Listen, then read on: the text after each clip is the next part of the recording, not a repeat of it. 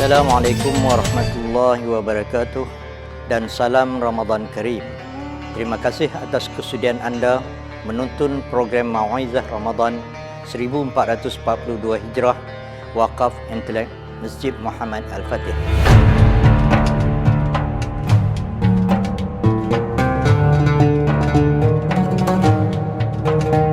Assalamualaikum warahmatullahi wabarakatuh.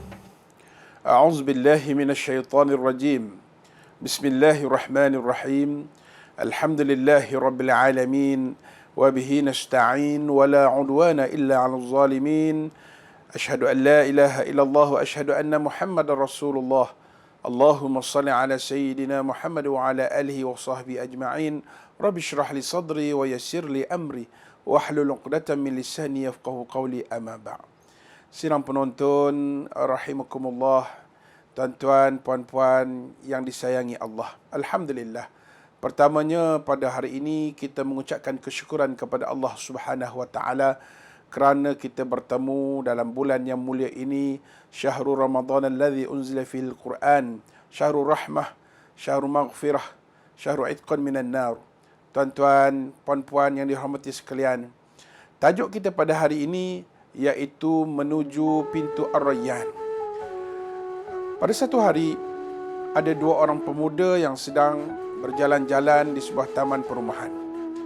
Ketika keduanya melewati sebuah rumah yang besar, yang megah, laksana istana, salah seorang bertanya kepada kawan dia, "Wahai teman, pernahkah engkau masuk ke dalam bangunan rumah yang mewah yang seperti istana ini?"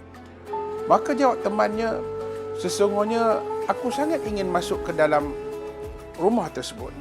Namun apakan daya, kerana hanya orang-orang yang tertentu sahaja yang boleh masuk ke dalamnya, iaitu orang-orang yang dipandang mulia, yang memiliki kedudukan." Tuan-tuan, kaum muslimin muslimat yang dirahmati sekalian, cerita di atas adalah mengibaratkan kepada kita bahawa tempat mulia umumnya hanya boleh dimasuki oleh orang-orang yang mulia sahaja. Seandainya kita mengkaji ayat-ayat Allah Subhanahu wa taala, ternyata kesimpulan semacam itu juga akan terjadi di kehidupan akhirat nanti, insya-Allah. Sesungguhnya tuan-tuan sekalian, di akhirat kelak ada sebuah tempat yang sangat mulia, yang dipenuhi dengan banyak kenikmatan dan juga kemewahan. Tidak sebarangan orang yang boleh memasukinya. Kenapa? Kerana tempat tersebut sudah dikhususkan oleh Allah Subhanahu wa taala untuk hamba-hambanya yang beriman, yang bertakwa, insya-Allah.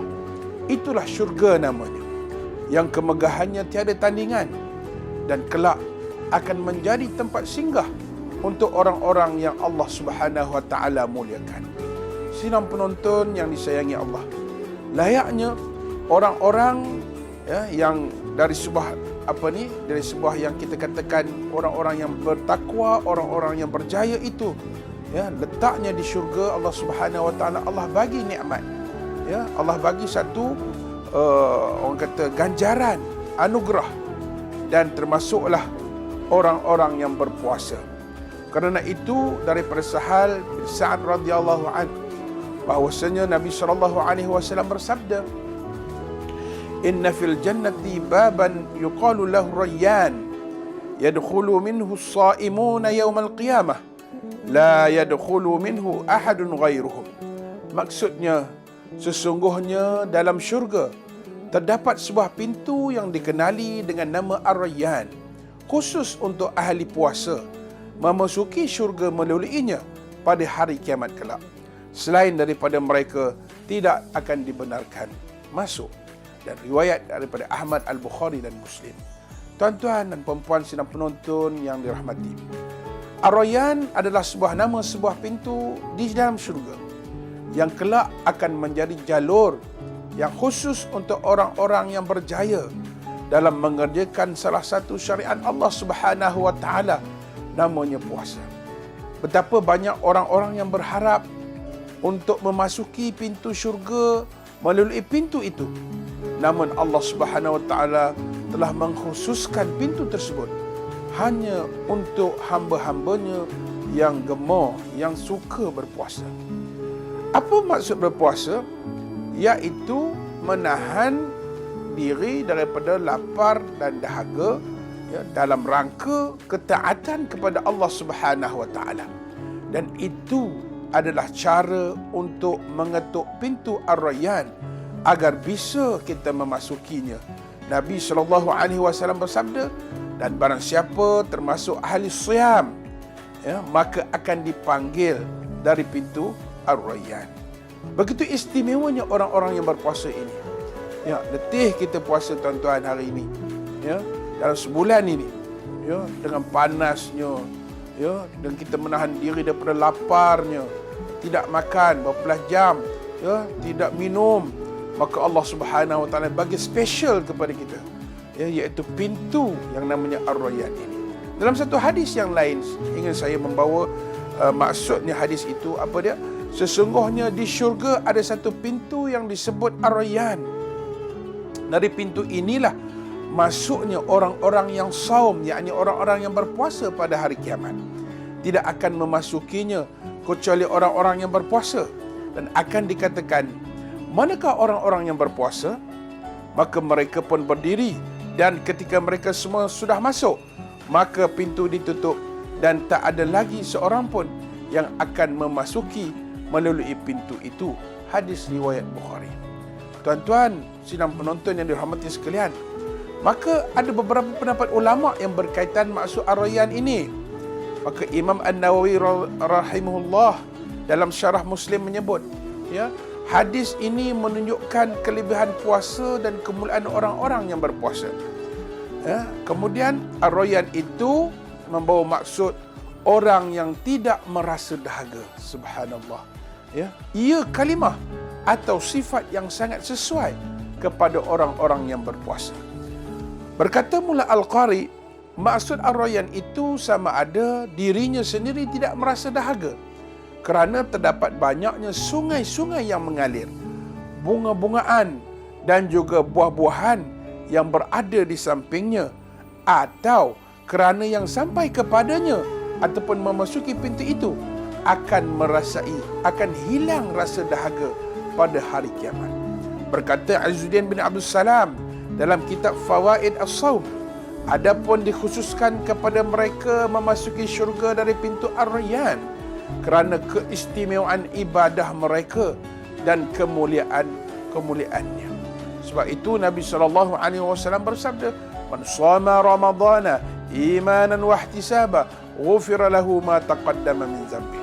Kerana itu puasa itu dapat menghapuskan dosa kita jika ianya dilakukan dengan penuh keimanan dan bersungguh-sungguh. Tuan-tuan muslimin muslimat yang dikasihi sekalian, itulah suatu gambaran yang sebenarnya tentang makna yang didapati pada kalimah Ar-Rayyan, dan ianya buat selama-lamanya bagi penghuni syurga yang menjalankan segala urusan Allah Subhanahu wa taala. Tuan-tuan, dalam sebuah hadis, Rasulullah SAW menerangkan keutamaan puasa dan kedudukan orang-orang yang berpuasa di sisi Allah Subhanahu wa taala atas kerana keikhlasan, atas kerana kesabaran dalam kita menjalankan ibadah puasa ini. Pada kali ini, pada tahun ini, kita menahan lapar, kita menahan dahaga, dan kita mengawal hawa nafsu kita. Maka Allah Subhanahu wa taala memberi keistimewaan kepada mereka dengan memasukkan mereka ke dalam syurga melalui pintu khusus yang bernama Ar-Rayyan ini. Tuan-tuan, sabda Nabi SAW cukup banyak. Saya nak bawa satu lagi.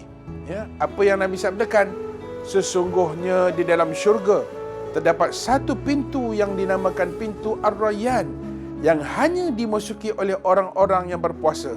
Ditanya oleh pintu tersebut, di manakah orang-orang yang berpuasa? Subhanallah tuan-tuan, pintu Ar-Rayyan dah tanya dah, mana dia orang-orang yang berpuasa? Maka mereka pun masuk dari pintu tersebut. Setelah semua orang yang berpuasa memasukinya, pintu itu pun ditutup dan tidak ada lagi orang yang akan memasukinya.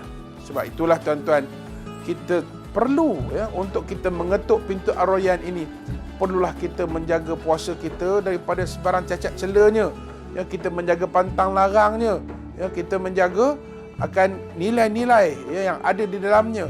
ya, supaya kita dapat memasuki pintu ar-rayyan di akhirat kelak dengan jayanya insya-Allah. Ya, tuan-tuan, ya, sebab itulah marilah kita ya berazam dalam diri kita.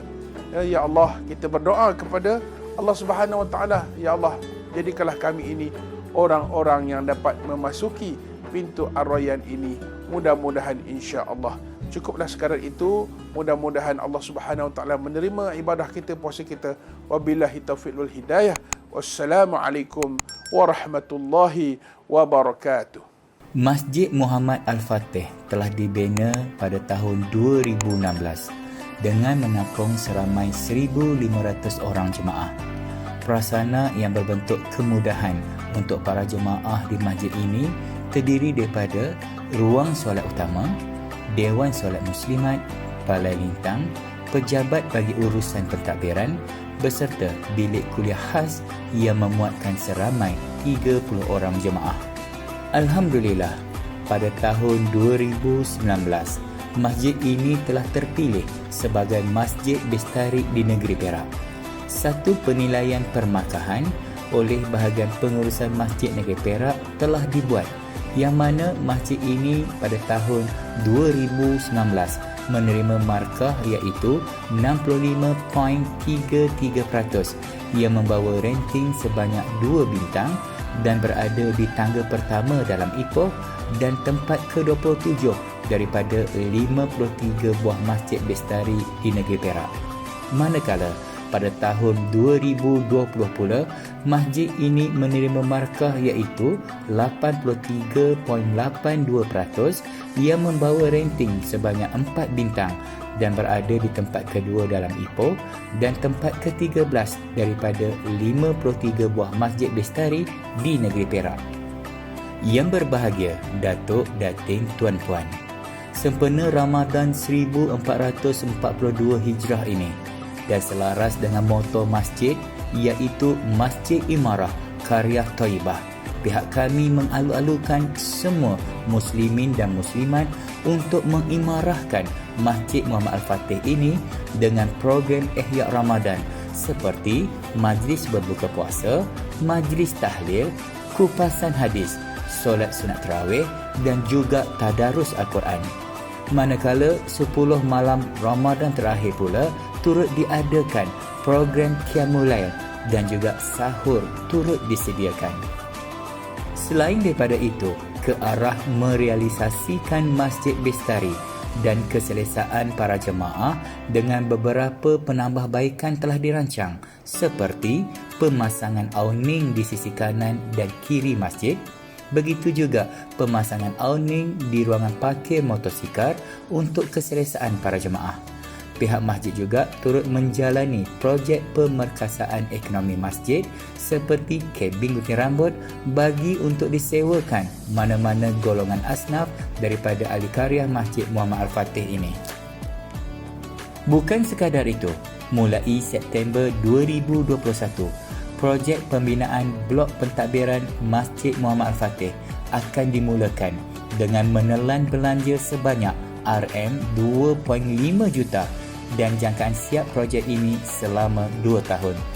Bagi memenuhi hasrat ini, Jawatankuasa Karya bercadang ingin mendirikan sebuah blok bangunan pentadbiran Masjid Muhammad Al-Fatih yang terdiri daripada 2 tingkat merangkumi pejabat pentadbiran, bilik mesyuarat, perpustakaan, bilik tetamu, dewan seminar, bilik kaunseling serta ruang jamuan.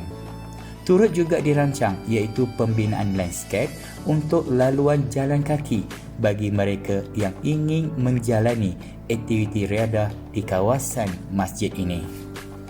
Didoakan usaha yang murni ini dipermudahkan oleh Allah dan sumbangan orang ramai sangat dialu-alukan.